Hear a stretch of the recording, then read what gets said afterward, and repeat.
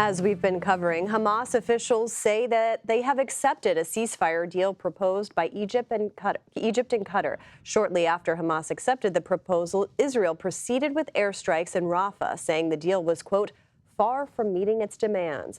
Israel says it will continue with ceasefire talks, but intends to move forward with ground operations in the area. Republican Congressman from Oklahoma, Tom Cole, joins us now, and he's also the chairman of the Appropriations Committee. Mr. Chairman, good to see you. Thanks for being here. So Hamas has reportedly agreed to this ceasefire proposal. What's your reaction to that development? Well, I think we don't know enough yet about what the details of that proposal are. Quite frankly, it really doesn't matter unless Israel agrees to it, and Israel is the aggrieved party here. They were the country that was brutally attacked on October the 7th. Hamas still holds 130, as far as we know, hostages, a number of whom, 5 to 8, are Americans. I think the Israelis are pretty determined to destroy the military capability of Hamas. So I think they've made it abundantly clear they don't consider this over until they've achieved that objective. They're a good friend and ally of the United States. We ought to be supporting them. Congressman, I want to shift gears a little bit to domestic issues. My colleague Norah O'Donnell spoke to Democratic leader Hakeem Jeffries for 60 Minutes. That aired last night. And it was interesting because he said that his party, the Democrats, have effectively been the governing majority in Congress. I'm curious what you make of that. Well, frankly, it's just simply not the case, with all due respect to my friend, Leader Jeffries. The reality is, if they were the governing majority, he'd be the speaker, and he's not. And the things that have gone through have been largely bipartisan. That's not a big surprise. We have a Democratic Senate, a Democratic president. They're not getting a lot of the things they want. We're certainly not able to get a lot of the things we want. So where we can work together, we have. But the reality is the House is safely in control of Republicans right now, albeit by a very narrow majority. I think if we win the presidency, and I expect President Trump will do that, then we'll have a larger majority on the other side of the next election. But it is such a slim majority, and you have had to depend on Democratic votes to get major legislation across. I mean, just recently, as you know, you're the chair of the Appropriations Committee.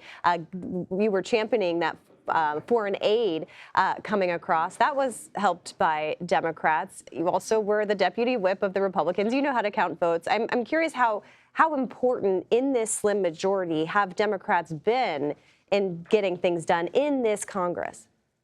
Well, the reality is on a number of things they have been important. Other things like energy or securing the border, they haven't been. But our biggest problem is a Democratic Senate and a Democratic president. Now, again, the business of the country has to go on. When we get large, substantial, bipartisan majorities to do things, as we were able to do in the foreign aid package, then we move ahead. And again, we're happy to do that. But I don't think that means they're running the House. It means we've got a very narrow majority. About the only things you can get through are things where there's consensus between the two parties.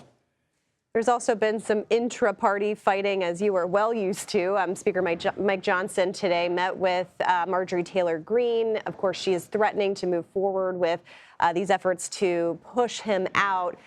How concerned are you that that effort could be successful? I don't think it's likely to be successful. Now, I take it very seriously. Obviously, we've lost a speaker. But we did that when 8 Republicans cooperated with every single Democrat to achieve that objective. In this case, I don't think there's 8 Republicans. And the Democrats have clearly signaled they don't want to plunge the House into chaos. That's a responsible move on their part. But last time, they did allow themselves to be leveraged by 8 dissident Republicans, and that set the country back, I think, and cost us a great speaker in Kevin McCarthy. I don't think that's going to happen to Mike Johnson. It's, again, my hope that my friends that have talked about vacating will rethink that position and not move ahead. If they do, they're going to have very few people voting with them. I doubt we'll ever even vote on that motion. I would suspect it would be immediately tabled by an overwhelming bipartisan majority in Congress.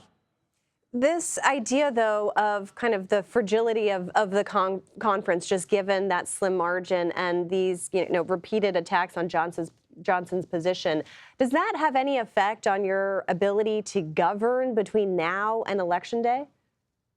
Not in my view. Again, the obstacles we have in governing are largely the fact that we're dealing with a Democratic Senate and a Democratic president, and you have to pass bills through both chambers and get them signed by the president.